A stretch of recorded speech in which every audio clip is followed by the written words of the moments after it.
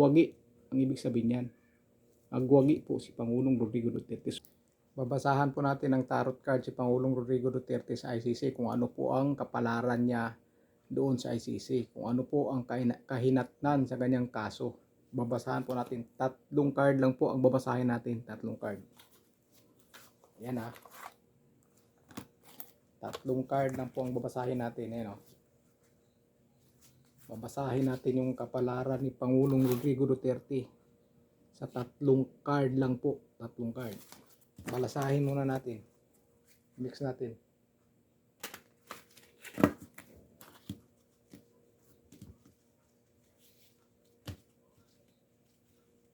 Makikita yung resulta dito. 3 card lang po. Ayun. Kuha tayo dito sa gitna.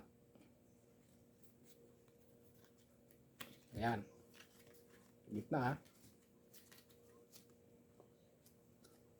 Ayun. Ayan, kita niyan. Yung 2 espada. Kahit nakapikit pa yung mata. Ayan o. Kahit pa nakapikit yung mata ni Pangulong Rodrigo Duterte, pinapakita dito, may panangga po siya sa mga kalaban. 2 espada po. Ayan. 2 espada. Kaya kahit nakatakip yung mata niya, kayang-kaya niyang sumangga ng mga kalaban na umaatake sa kanya. Yan po dito mga tarot card.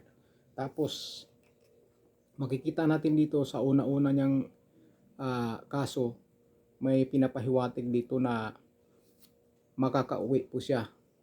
Unang card ito makakauwi po siya sa Pilipinas bago ang hearing ng bago ang hearing ng September. Yan, makakauwi po siya. Ito po yung card Grabing panangga niya 2 espada yan. Kahit nakapikit pa po yung mata niya, tapos may liwanag pa po dito sa ibabaw. Yung buwan. Sa baga nasa dilim siya ngayon. Nasa dilim pero ang liwanag ng buwan nasa kanya. At may 2 espada siyang hawak na hindi siya malalapitan ng kalaban o hindi siya kayang banggain ng kalaban. Ayan kahit nasa madilim na lugar siya. Ganun po na unang card yan. Pangalawang card dito tayo sa ibabaw. Ganun din ulit may espada din. Ngayon nasa ibabaw na siya ng kasama na sa may mga ulap. Ayan. Nakabukas na po yung mata niya at may espada na siyang hawak. Sa baga, isang espada na hawak niya, 2 kamay na po. Isang espadang hawak na 2 kamay na po yung gamit sa paghawak at wala na po siyang takip sa mata at maliwanag na po ang panahon. Dito maliwanag. Maliwanag na po. Ayan makikita po natin. Ayan. Wala na yung takip ang mata. Tapos 2 kamay na. So baga matibay na yung hawak niya ng espada niya. Matibay na po. Tapos wala nang takip. So baga kayang-kaya niya lumaban sa mga kalaban. So ang ibig sabihin dito, yung kaso niya, pangalawang card dito yung kaso niya ay madidismiss. Madidismiss po ang kaso niya. Ayan. Madidismiss po. Mahina po ang ebidensya. Kung sa baga, sabi-sabi lang po ang sinasabi nila na matibay ang ebidensya, pero pagdating sa ICC, hindi po. Ayan napakalakas po ni Pangulong Rodrigo Duterte. Grabe po ang depensa niya. Ayan yung fighting spirit niya, grabe. Pangalawang card ito. Ngayon, last card po tayo. Dito tayo sa ilalim. Ayan. Ayan na. Sinasabi ko sa inyo. Victory na. Ayan Pentagils yan. Victory na. Nakasakay na siya sa kabayo. May mga sails na siya, di ba? Complete gear na siya Tapos may star na po, liwanag yung star. Yan Sa bagang star tagumpay.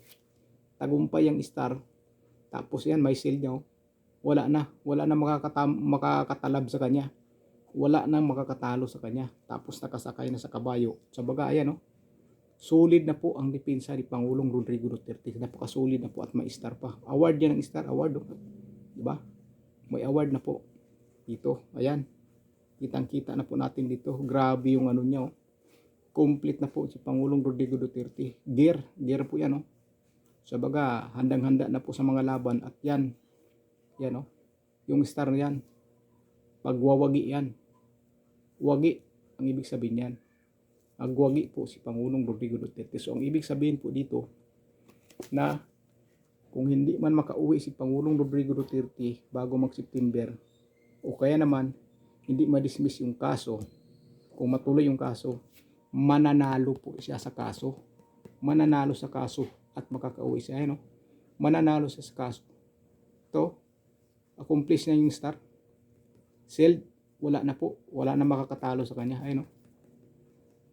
Makakauwi po siya dahil mananalo siya sa kaso sa tatlong card. Tatlo lang po ang ibig sabihin yan.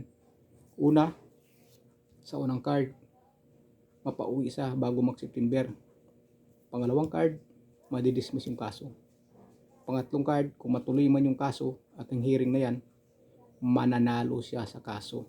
Ayan na yung award niya, yung star. Yung shield, oh, grabe, naka-shield na siya. Ang ganda ng mga shield niya, pati kabayo may shield. Oh. Yan, oh. Ang tibay ng depensa ni Pangulong Rodrigo Duterte, napakatibay, kaya nananalo sila o mananalo siya sa kaso. Ayan, oh. Mananalo. Siya po ang magwawagi. Yan po ang binabasa natin sa tatlong card. Hindi tayo expert sa tarot card. Pinag-aralan natin to, pero ayan, yan po nababasa sa tatlong card. Ang ganda po ng card niya. Ang ganda po. Kaya huwag kayong mawala ng pag-asa, tuloy-tuloy lang po dahil wala pong nananalo sa tumitigil. Diba? Pag umayaw ka, hindi ka mananalo o hindi mo makukuha mga pangarap mo kung titigil ka. Diba? Kung titigil ka sa pangarap mo at ihinto mo, hindi mo makakamit ang mga pangarap mo. Ganun po yun.